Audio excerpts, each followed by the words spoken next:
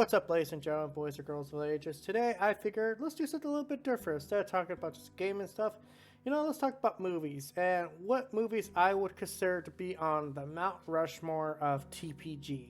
Four movies that I think are the best of all time. Now, with any list like this, obviously, it's 100% subjective. If you agree with what my decisions, great. If you disagree, even greater. Because then I want you to put your Mount Rushmore of your favorite movies on your, down in the comment section.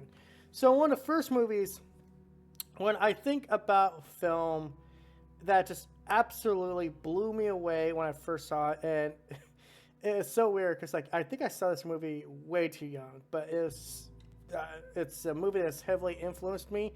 It's Clerks, the first movie Kevin Smith ever directed. There is something about that movie that was so authentic for its time. And, mind you, I was a little kid in the freaking 90s and 2000s.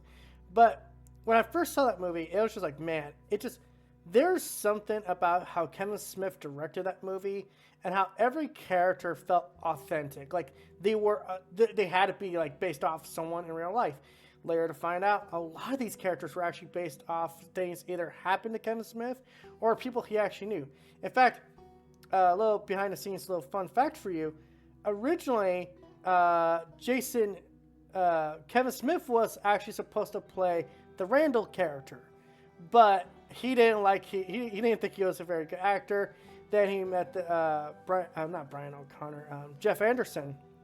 And he was like, "Damn, dude, you killed it." And he gave himself the easiest role he could think of, and that's Silent Bob. He only really gets like one line, but the one line he was supposed to get originally, Jason Mewes, who plays Jay, was supposed to say, but he kept fucking up the line so much. He's like, "Fuck it, fine, I'll do it," just because they were like compressed for time, and he was like, "Do it, I'll fucking get it done just so that we can move on."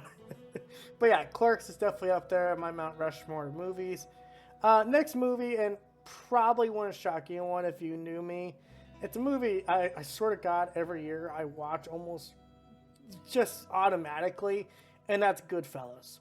I mean, Martin Scorsese is the absolute, in my opinion, if you were like putting top 5 directors of all time, Martin Scorsese's got to go on that list. He has to. There is something about that movie in particular that I'm gonna say, I'm not gonna say it's authentic, because obviously I feel like they probably inflated some things or over glorified some things, but there's something about that movie and the time it came around. Like every great movie, like Godfather, which by the way won't be on this list, always feels like it has a darker counterpart, and I think Goodfellas is the best way to put it. It's the darker Godfather, but what makes it actually so good, in my opinion, is one, the acting from everyone in this movie. And of course, obviously, the actor who plays Henry just does a phenomenal job. I fucking forget his name, and I feel so fucking bad for forgetting it. Ray Renato, I think that's his name, not Ray Renato. If that's not the... I'm so sorry. My mother will now fucking lose it because she loves him. When he died, she actually cried. But yeah, just one of those movies I think absolutely belongs in the Mount Rushmore of film. I guess the next movie I would put up on there, and this is gonna kind of be weird because it's a superhero movie, but it has such an impact on me. And honestly, the more I look back on that movie, the more I fall in love with it, and that's Guardians of the Galaxy Volume 3. If you were to ask me what I think is the best James Gunn movie, I probably point to Guardians 3 for the most part. I think while movies like Guardians 1 and 2 do a great job, I think 3 is the one that really does hit a home run for me. It's the first movie where first superhero movie I legit remembering sitting there just going, this felt complete. This felt like the story was finally done. They don't need to do any more. This is it. Every one of these superhero movies, it always feels like they try to leave you with more. They always want you more. But this was the one that I was like, it's done. The story is finished. We're moving on. And obviously, I have a huge, thing for James Gunn. think he's a phenomenal director. One of the few guys I would trust with an entire freaking intellectual property like DC. And honestly, he's the reason why I'm even excited for superhero movies to begin with. Because he's one of those few people I think he kind of understands the outsider perspective, the outsider characters more specifically. I mean, you gotta remember, this is a guy who made Rocket Raccoon a household name.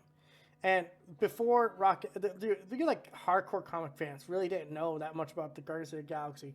But now, because of movies like Guardians 3, a lot of people are very familiar with these characters. And, obviously, that's good. But Guardians 3 over Guardians 2 and 1. I would actually probably say Guardians 3 over the entire MCU, if I'm being honest. Because a lot of superhero movies I'm not a fan of. But yeah, that would be on my Mount Rushmore. Then I guess the fourth, because there's four heads on Mount Rushmore. The fourth and final movie I would put on that Mount Rushmore. Oh, god damn it. Fuck. So I had Martin Scorsese. I had Kevin Smith.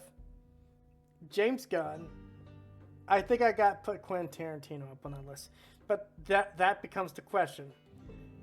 Which of Quentin Tarantino's movies would I think is the best? And I'm going to mention a movie later to, possibly be a fifth head. But with Quentin Tarantino, it's hard. It's hard because each one of his movies does something fantastic. I think Reservoir Dogs is one of the best debut movies I have ever seen from any director.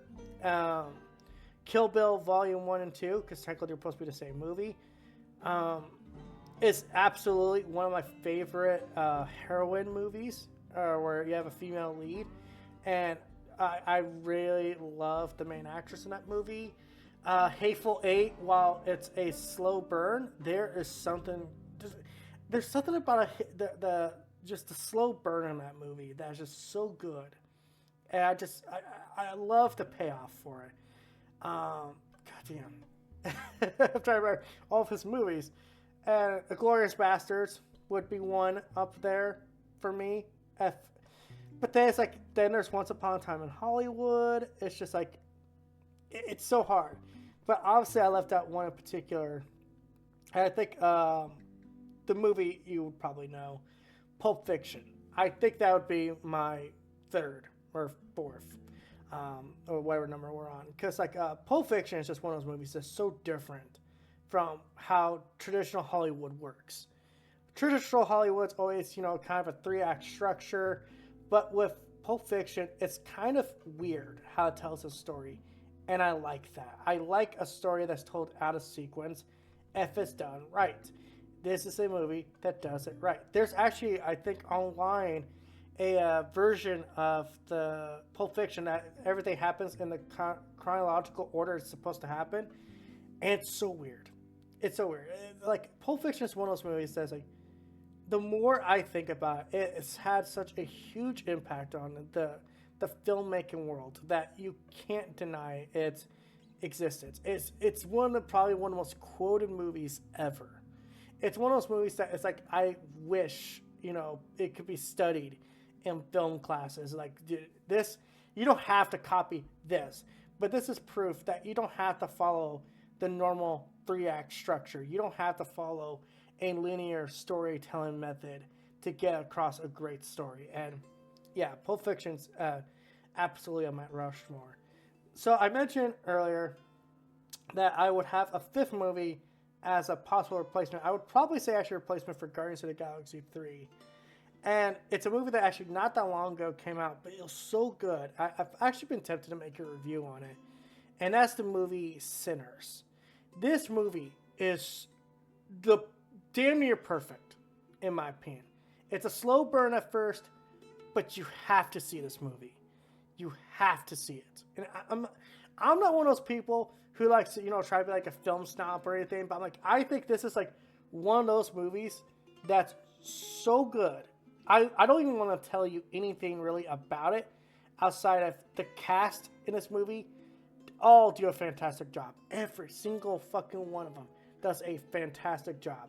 The music in it is great. The story is great. Everything about this movie is great.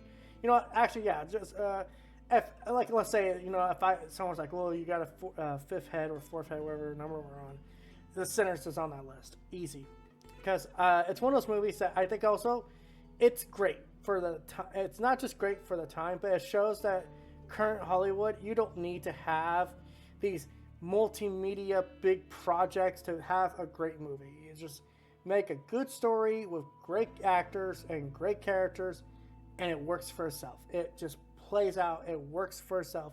It's not always about making a franchise. It's just about making a good movie. And Sinners, in my opinion, absolutely, definitely belongs on that list. And I recommend everyone go see it. I recommend everyone go see these movies. I'm more likely sure that you've seen Guardians 3. But, yeah, go watch Sinners. It's a fantastic movie. So, yeah, that's my kind of altered Mount Rushmore of movies. I guess I would say more top 5 movies to watch. But, yeah, that's my thoughts. So let me know what you guys think in the comment section below. Do you agree with my selections? What's your Mount Rushmore of movies? What's your top 5 favorite movies? Let me know in the comment section below. And until next time, guys, don't forget to like, comment, and subscribe, and all that other YouTube hours of BS. Bye.